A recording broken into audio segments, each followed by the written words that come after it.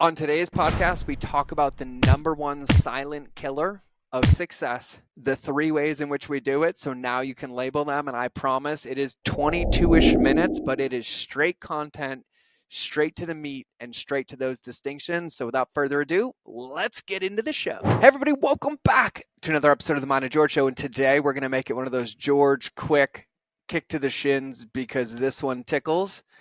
And I have a lot to share. We're going to talk about the number one silent killer of success. And this is a Harvard psychologist that gives us the medicine that just anchors in a whole lot of things that I've said or heard or learned in a more succinct way, a model and a label to just empower us to be able to navigate the field and stay focused on putting those inputs in consistently for that vision or those dreams that we have in our life. And it's so interesting because like on my heart right now, I feel like I have 877 things to share. And I just realized in this moment, my Instagram is the best place because every morning I've been waking up in my quadrants, the quadrants that we use inside of the Alliance to create our vision, create our results. And quite frankly, I'm glad I took my own advice and I've been using them for a year and I've made some adjustments to them and even how I use them. And the results have been incredible. But every morning, I've just felt called to share my breakthroughs or my breakdowns. And I've been posting them on Instagram and on Facebook, but Instagram seems to be the place that I really just feel called to share. And so if you would like to see the dailies of those breakdowns and those thoughts and the scriptures and the videos and my raw process, my Instagram stories or Instagram is going to be the best place. And so if you are not on Instagram, please make your way over there. The Instagram handle is It's George Bryant. The It's is included. And I had two friends this morning tell me that they don't see my stuff. And so I told them how to adjust their feed to make sure that it pops up. And so if that's you, if you want it, I would love nothing more than to be in there with you, to be in DMs with you, to be in conversation, to be in relationship with you. And with that, that's 2 minutes enough of me hitting fluff, and let's get right into the meat because this one tickles and I'm going to read it to you. Because truth here is I have this belief that a lot of these things that we learn give us the ability to recognize patterns, to recognize subconscious behaviors, to recognize where we've said things like my mentor, Simon Bowen says, is that we never choose to self-sabotage. We simply behave our way away from it. And I recognized in my life for so long that I would behave away from it because I didn't recognize what I was doing. I didn't see the patterns. I didn't see the distinctions. And now I get why all of my teachers and myself included are so obsessed with changing how we think. It's really having these reminders when things happen to catch them consciously to make adjustments. And so this article is absolutely incredible, talking about what this author, and I'll read their name when I open it, calls psychological avoidance. And they say it is the number one killer of success. And I will say that I 100% wholeheartedly agree because I have committed every single one of these things repeatedly, and every one of them leads to pain.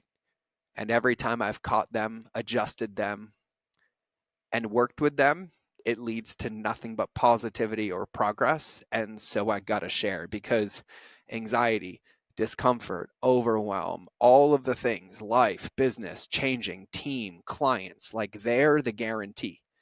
They're a part of the game, but they're not enemies. The number one killer is how we react to them.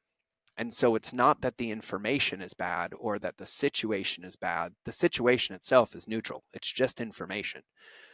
And I posted on Instagram a few weeks ago as perspectives, the difference between your prison and your power. And that's something that lands and tickles for me.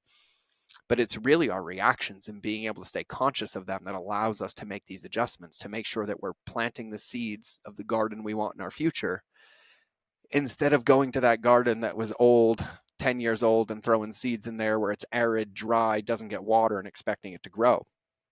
And so this article shares like the 3 common signs of what they call psychological avoidance and how to handle them. So the 3 of them that they talk about are retreating, reacting, and remaining. Retreating, reacting, and remaining. And so just so you know, we'll have the link to this posted in the show notes, and I highly, highly recommend that you read it if this doesn't land or you need to read it along. But I'm going to break this down because it's a beautiful article. It's well written. It's loaded with a distinction, and then an action item on how to navigate it, right? And so this Harvard psychologist observed this struggle, and doing 20 years of research and clinical work, he talks about how psychological avoidance is any response to a perceived threat that brings immediate emotional relief, but comes with long-term consequences. Let me say that again. Psychological avoidance is any response to a perceived threat that brings immediate emotional relief, but comes with long-term consequences. And when I read that, it reminded me of a scripture statement that I wrote for myself years ago where I said, never allow temporary feelings to create permanent undesirable results. And to the point where we even have a model in the Alliance called the SOS, because this trap that we're talking about, that psychological avoidance, cost me one particular day multiple six figures in revenue because I believed a story that I didn't have all the information with. And I allowed it to adjust my behaviors. And I showed up for some calls and some client calls and some deals that I lost because of my emotional dysregulation. And I was really reacting heavily in the lens of this. I wasn't retreating. I wasn't remaining. I was reacting. And that was my flavor. And then at the end of all of it, when I thought my whole day was ruined, everything was in the pooper, I called the attorney and they basically said everything was handled and what I had had a meltdown over and caused massive permanent damage, including very much damaging a relationship and then having to spend years with myself figuring out where it came from to repair it. And now we are nothing but incredible and great. But I allowed a temporary feeling to create massive, massive, permanent, undesirable results. And I learned that lesson so hard, I made a model about it. And so these things just feel like they give me so much more power and labels. And I also love the alliteration that there's 3 R's and it fits into a perfect model because that's how my brain works. And so let's break these down. Number 1 is retreating. Okay. And I'm just going to read the author's words because they do a way better job than I do. If you've come face to face with a lion, your first instinct might be to run, but in our daily lives, retreating is more subtle, and this one tickled. You might attempt to retreat from anxiety by having a glass of wine to tune out, calling out of work sick when a major project or presentation is due, or passing up a job opportunity that involves public speaking. And I'll just share this personally because I'm recording this episode today. And on my calendar today, I had 2 incredible podcast interviews with 2 people that I love and respect dearly. And my energy is different when I have interviews versus when I'm doing solo shows. And both of them had to cancel and reschedule. And there was a part of me that literally started to pack up my bag and go home. And then I caught myself literally retreating. And I was like, wait, I have a list of stuff. I have dental surgery tomorrow. I have a client coming to town. And I was like, oh, retreating. And luckily I'd read this article yesterday. And I was like, oh my God, get back in. And I'm recording this podcast because I attempted to retreat and I caught it. And so instead of retreating, what do we do instead? Well, many times we rationalize our retreating behavior. We might say, I'm not afraid of heights. I just don't like roller coasters. Or no one will notice whether I attend. Or me was like, oh, I'll just do it tomorrow and disrespect the gap of time that God just created in front of me because there was a different plan for today. And so instead, we shift our thinking. We identify one thought or fear, then ask yourself, and I love this, what data do I have to back this up? Or what would my best friend say in this situation? The empirical evidence you come up with can help you pull out of that harmful mindset. And I think an important distinction here is that when we catch these patterns, that's the breakthrough, right? I say awareness is the finish line because when you catch them and you can brake check, it doesn't necessarily mean it's going to stop or it's going to go away, but you have the ability in that moment to consciously choose what you do next. And for me, there was no fires at home. There was nothing happening. Whereas yesterday, when I got a phone call and my calendar changed because we had 2 cars get into accidents in our driveway and another one gets stuck and I needed to help Lindsay get out and all these different pieces. Even when I paused in that moment, I recognized that the work on my plate was not as important as a priority of the other things, but it was a conscious choice. And so my favorite part of retreating is the question, the frame of like, what would my best friend say in this situation? And so when we find ourselves doing this, and whatever story we're telling ourselves, whatever that thing is that we're making up, we have to be able to take ourselves to court. We have to kind of cross-examine. We have to ask some questions, give ourselves some awarenesses, that allow us to choose if this is in alignment to where we want to go, if like this behavior is aligned with what we said we wanted, if this measures up to, oh yeah, I said I wanted to create this in the future. Now that I catch myself retreating, oh, maybe I should pause for a minute and hit my floor of my wedge of expectations instead of my ceiling so I can protect that progress. But when we catch these patterns, they give us the ability to adjust. And so that's retreating. Number 2 is reacting. This one, this was my favorite flavor. I'm not proud of it, but I'm proud of myself for being here now. But reacting, this could be sending out a flurry of text messages to get the last word in, getting a 10th opinion until you get one that aligns with your point of view, or yelling to get your point across, right? So instead of reacting, what do we do instead? Well, the first step is to pause. Then approach your discomfort rather than trying to eliminate it. And I wrote a scripture statement for this where I said, our job is not to eradicate our emotions, it's to build a relationship with them. Because it's only when we're fully embodied, meaning we can feel our emotions, we acknowledge that they're there, whatever they may be, and then in our heart and mind and our body, we choose to act regardless of what that may be, making sure that we're clear and committed to what we want to create. But the first step is to actually pause, and it's to feel the feeling. And so if you receive a concerning prognosis from your doctor, and this is the author's words, for example, and you have a habit of spending hours searching for alternative explanations on the internet, try spending a minute or two just sitting there with the feeling and pausing, and maybe asking questions to yourself or asking them on a piece of paper. Take a few deep breaths and try to name the sensations in your body.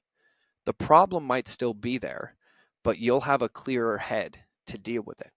And that's where perspective comes in, right? And so I can say this personally because in my son's schooling, we're helping him being able to label his emotions or label his feelings. And I asked his director, Brooke, I was like, well, how do I do that? And she's like, we actually have to show him. And I was like, well, what do you mean? She's like, do you ever get angry? I'm like, yeah. And she's like, well, what do you do? And I'm like, well, now I have models and I work on it. And she's like, I need you to talk it out loud. And I have to share that this has been one of the biggest breakthroughs for me personally, has been labeling my feelings and catching the pattern as an example for my son.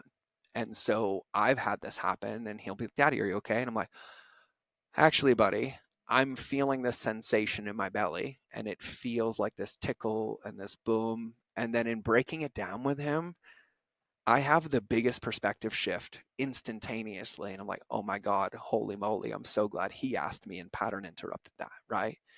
But really, we don't ever want to go into anything in a reactive state. All we're going to do is dig that hole deeper and deeper and deeper. Or even in the lens of, like, for example, I've been overwhelmed at times. I'm like, oh my God, I haven't been in my inbox for 21 days. And there's so many things in there. And then this whole spiral of stuff comes up like, oh yeah, but what about this? And what about this? And what about this?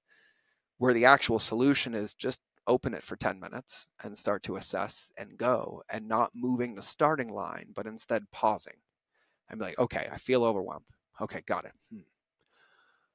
Okay, this is overwhelming. This could be this way. This could be this way. What am I feeling? And just acknowledging that feeling and then choosing what my plan is or what my next behavior is starts by being able to be with that emotion. And so I've said this before, and I really genuinely believe this. And this is a muscle for me that I flex probably 100 times a day. Reacting is the number one shadow that still remains for me, where I have the most subconscious triggers or default behaviors of things that catch me. And that's where I created these models, but these pauses and these presents, because I genuinely understand that if I can't be alone with my own emotions, that work is mine. And Stephen Furtick says this. He says, your joy is your responsibility. And my job is to ensure that when I'm triggered, when I'm off, when I have anything going on, that I don't bleed on other people. And reacting is a way that I've allowed temporary feelings to create permanent undesirable results in other people, in my son, in my daughter, in my friendships, in my family. And no one's perfect, but when I see it and when I catch it, I have a responsibility to acknowledge it and to shift it. And I never realized the biggest breakthrough was just naming it.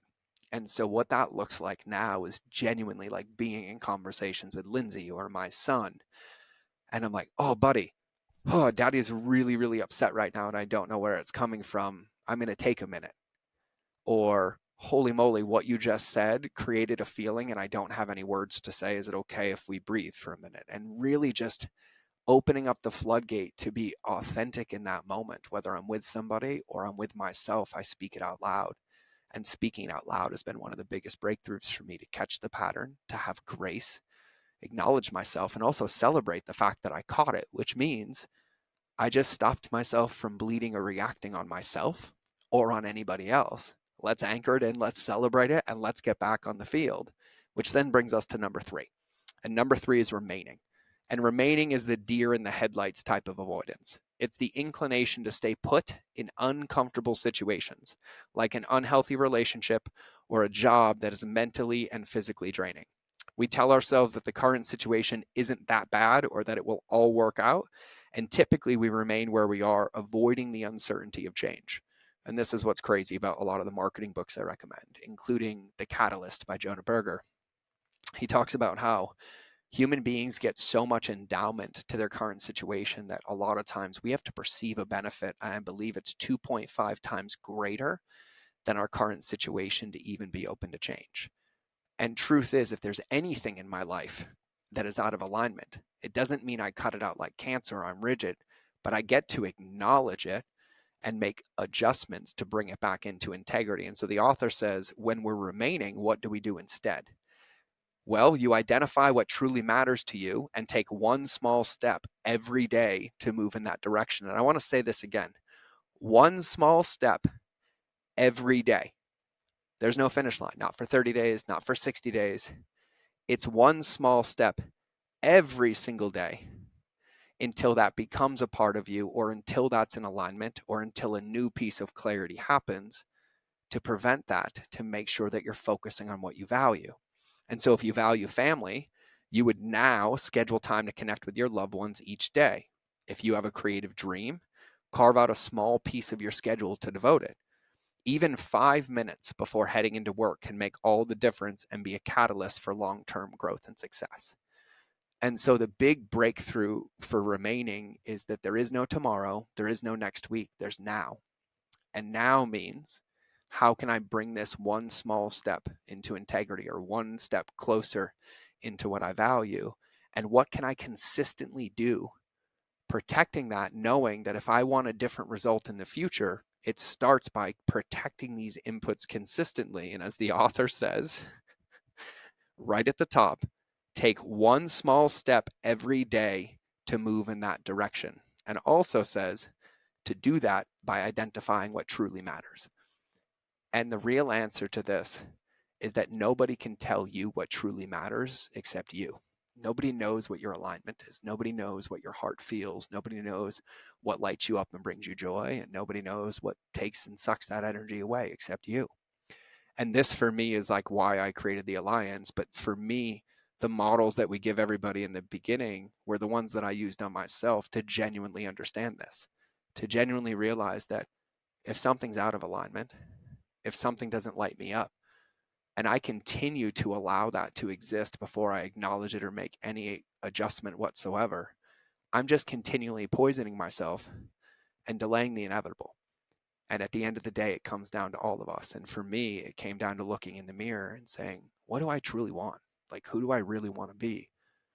And if I'm clear enough and aligned with that, then I have enough energy, momentum, and pride, excitement, joy, and evidence to make those deposits and take that small step every day. Not thinking there's a finish line, knowing that there isn't one, but every day I get to move it closer and closer. And even when I get into alignment, I still get to make deposits every day to hold it there, because it's an active choice over and over and over again. And so I love now, after talking about this for 10 years and me reading 800 books and struggling all over, that this incredible author put it down on paper to label the 3 ways in which we sabotage our success. And I can genuinely say that these are the 3 that I found, and I am grateful that they made it. And I'm glad that I found the fortune cookie now, but now I have simple reminders that I'm either retreating, reacting, or remaining. And the moment I catch that pattern, I can adjust. And so What happens after that point is up to us. But for me, it's nothing but excitement to know if I catch myself remaining, I'm like, oh, wait, there's a pattern here. Got it. Something's out of alignment. What do I want to adjust? I'm like, oh, I'm reacting.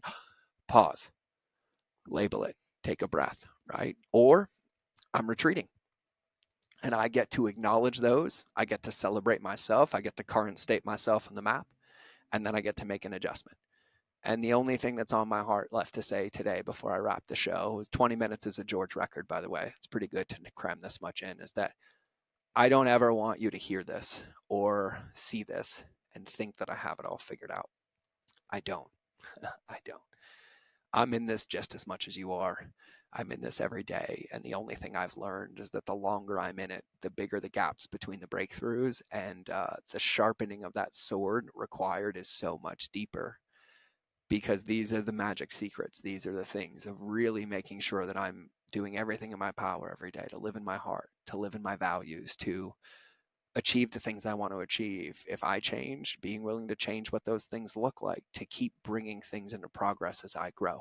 And so if I've ever made you feel that way, if I've ever spoken and said, well, you should, or this, I apologize. And I'm very clear on my language, and I have this filter with my heart now, but I just don't ever want anybody to think that I have it all figured out. These models work. They work for me. They've worked for hundreds and hundreds and hundreds of my clients. But these labels, these avoidance traps, these sabotagers of success tickle me greatly. And they're things that me and every single person I know live in every single day and use as tools. And so I'm here to be your teammate. I don't have your answers. I will show you what it looks like. I will tell you how I'm doing it. I will share how others are doing it. And the moment you pick them up and start running with it, I will be your teammate right next to you, and we will do everything in our power to support each other. And so I absolutely love you. I appreciate you immensely. I even wore a flannel today. I'm on it. And so if you want to see me riding this ride and seeing me catch where I'm retreating or reacting, or what was the other one? Remaining.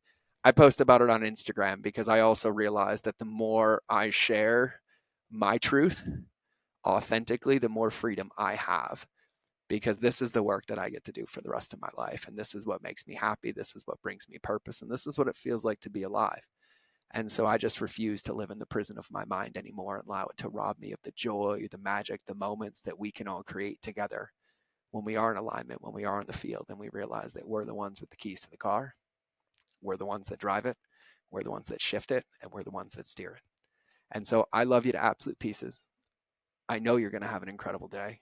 And just know that you're loved. You always have a teammate and an ally in your corner, whether it's me or anybody on my team. We're here. Remember that relationships will always beat algorithms, and I'll see you in the next episode, or you'll hear me in your earballs. But either way, we out.